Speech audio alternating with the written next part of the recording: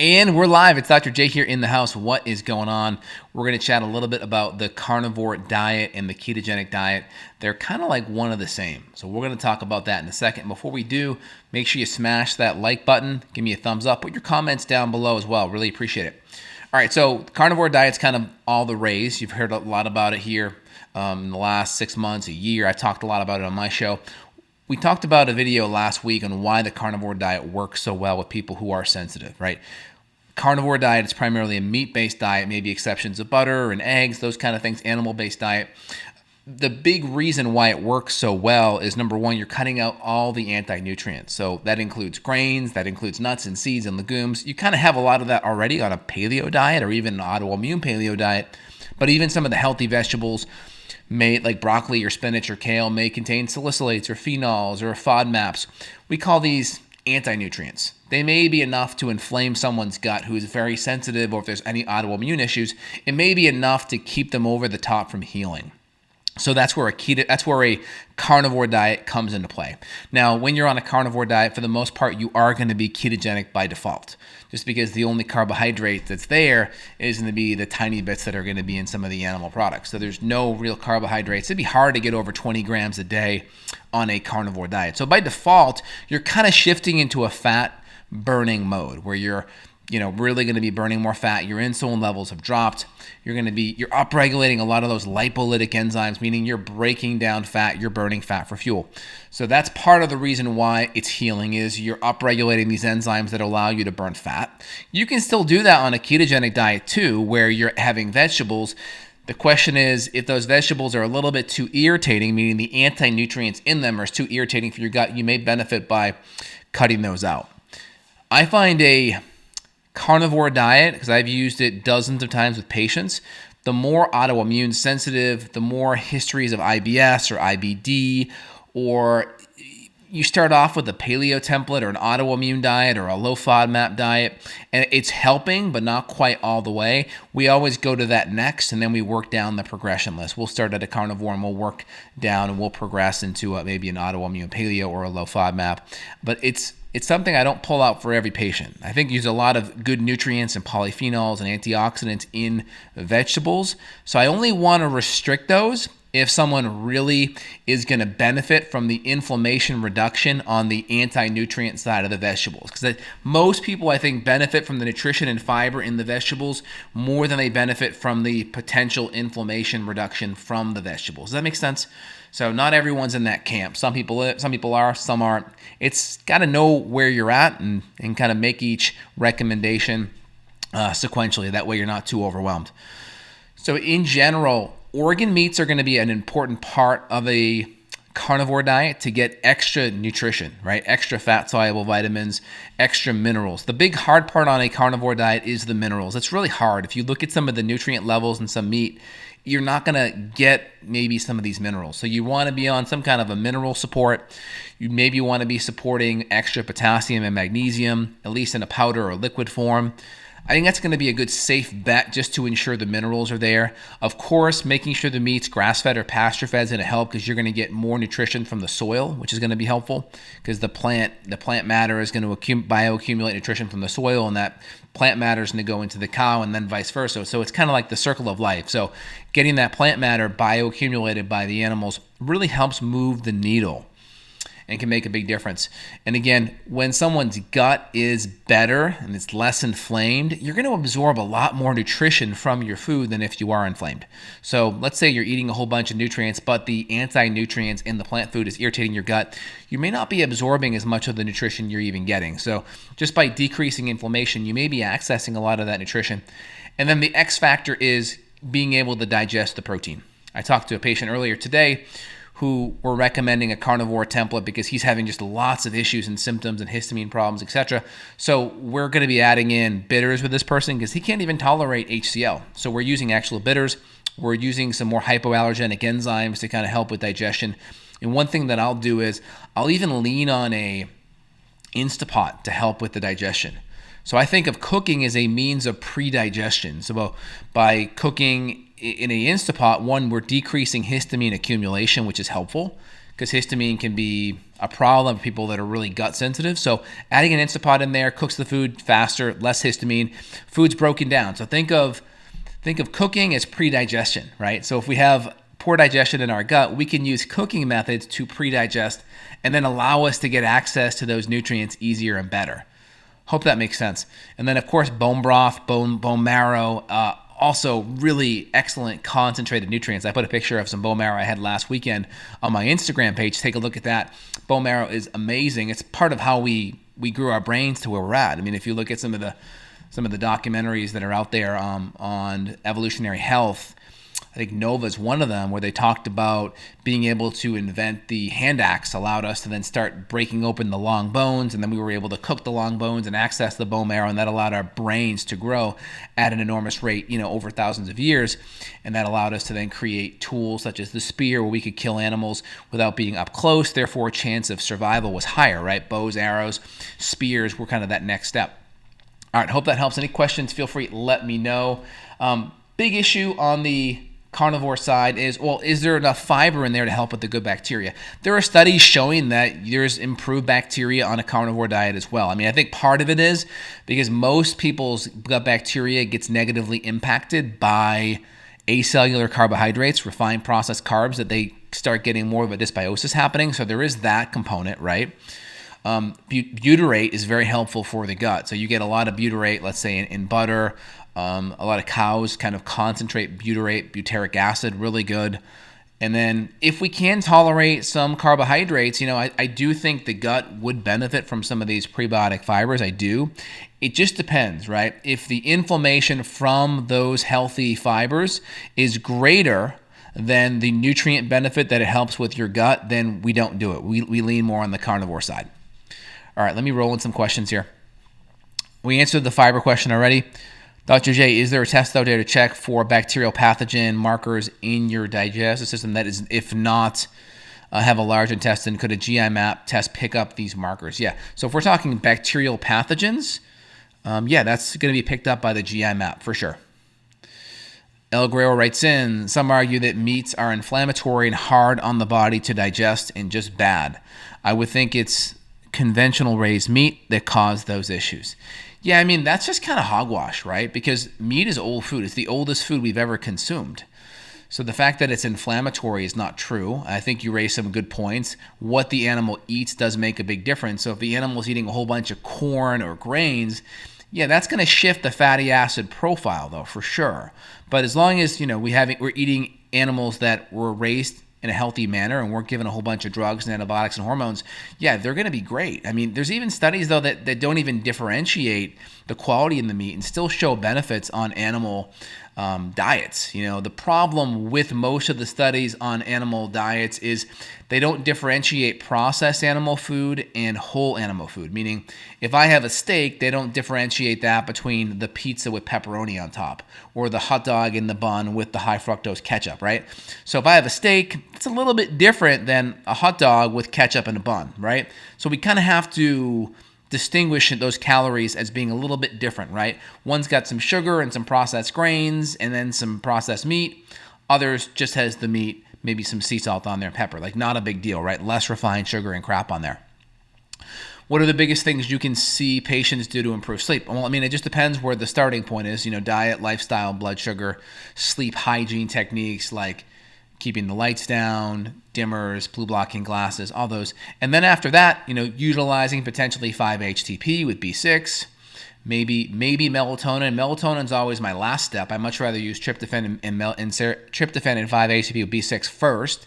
And then we can always do things like magnesium's a low-hanging fruit, L-theanine's low-hanging fruit, just to kind of help relax that parasympathetic nervous system response.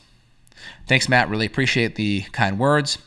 Spartan writes, Dr. J, using a carnivore diet for our last month with the addition of green veggies for minerals and fiber, also plenty of digestive support, yet irregular soft stools. How can I fix it? I mean, it depends. It may not be that bad. It just depends if you're breaking the proteins down. There's a lot less fiber, so your stool consistency will change a little bit. I would just make sure you're breaking down fats and proteins. You can always play around with hydrochloric acid and enzymes and maybe some bile salts. Just make sure it's not because you're not breaking it down adequately. If you're breaking it down and that's where your stools are at, that's okay. A good reference for the carnivore diet is Dr. Sean Baker. Got a good YouTube channel. He's an orthopedic surgeon, been on Joe Rogan podcast a little bit. He has a lot of experience with it, so I've been listening to him a little bit more. Good information. Roshan writes in, since SIBO and leaky gut is in the small intestine and the microbiome is largely in the colon, how do probiotics help with SIBO and leaky gut? Okay. So in general, yes, SIBO is small intestinal bacterial overgrowth, yep. And the microbiome is largely in the colon. Well, I mean, how do probiotics help with SIBO and leaky gut? Okay, so in general, I'm just trying to understand the question.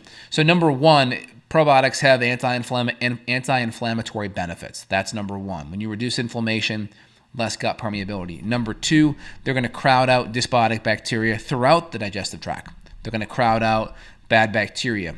Number two, they're going to make it harder for bad bacteria to grow through increased acids, acidification of the small intestine and colon. There's more acid byproducts being produced that make it harder to grow. Like butyric acid's a really important acid that is increased with good bacteria, and that makes it harder for bad bacteria to grow.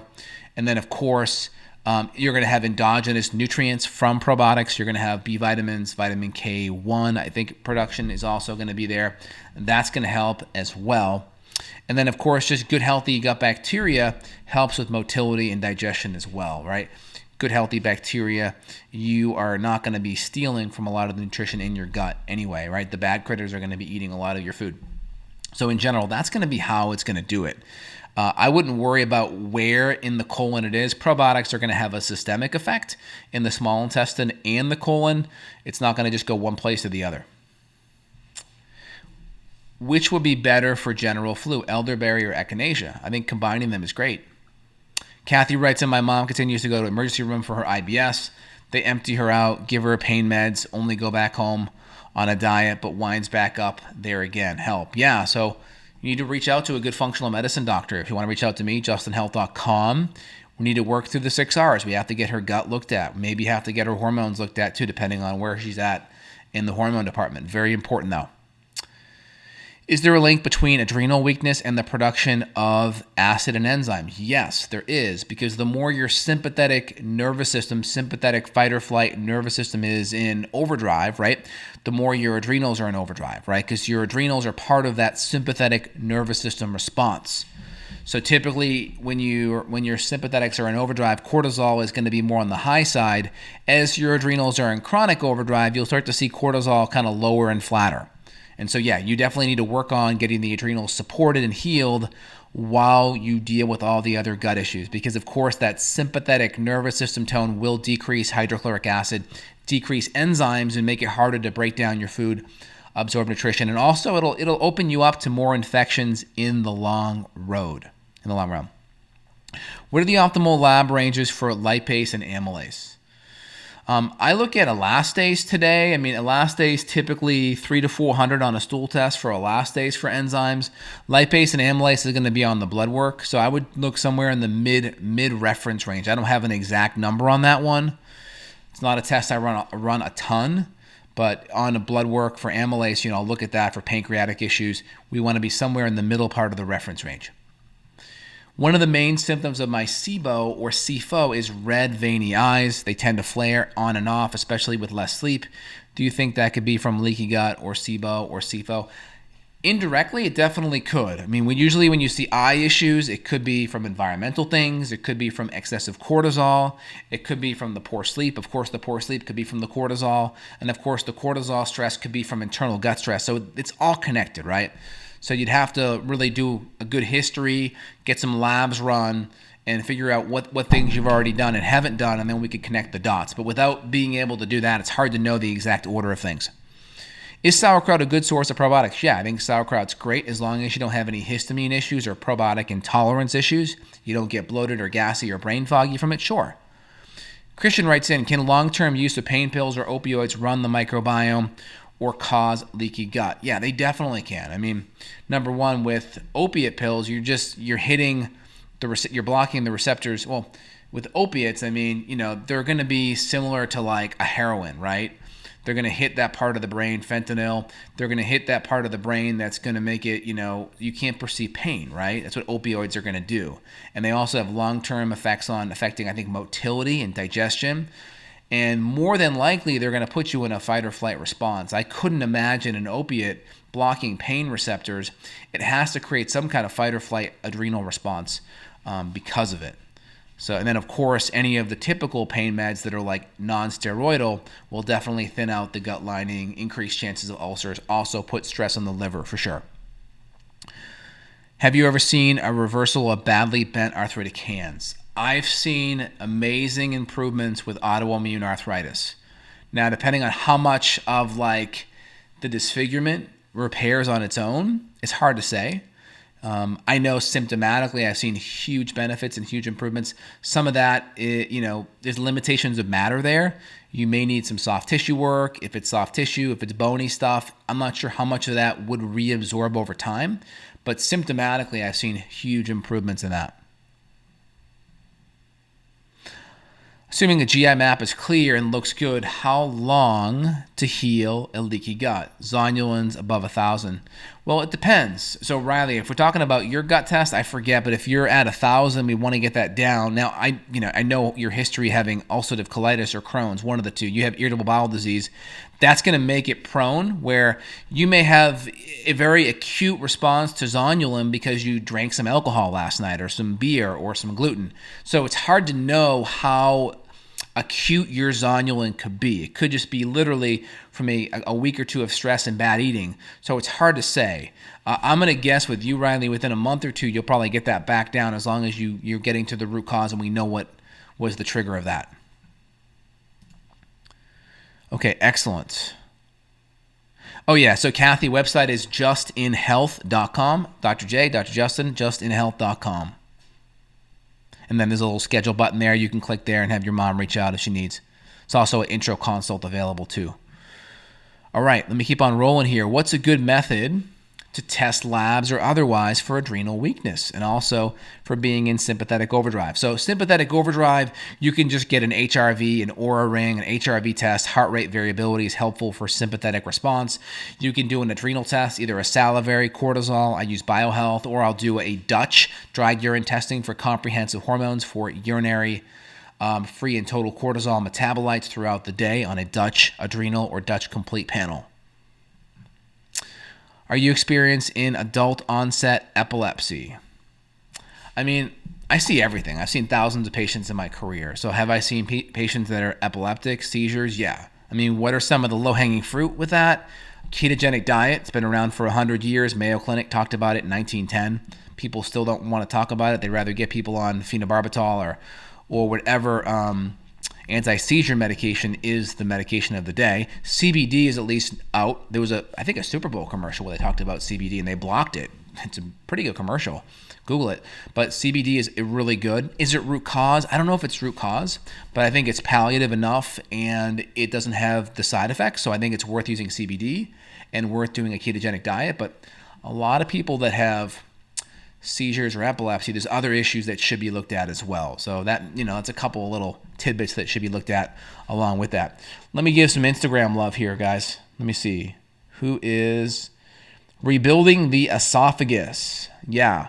So it's kind of an open-ended question, but H. pylori, SIBO, bacterial overgrowth, make sure those infections are being looked at and are addressed. I think that's really, really important. SIBO is going to be a big one, and or H. pylori. That could be easily ripping down the gut lining and the esophagus. You want to get that looked at for sure. All right, great. Any other questions, y'all? That was great. Really good questions here today. Really appreciate it. Hope you guys enjoyed today's video. If you love it, comments below. Really appreciate you guys interacting. Thumbs up helps the YouTube algorithm, helps the Instagram algorithm. Feel free, give me a share. Sharing is caring. You guys have a phenomenal day. I'll be back. Take care.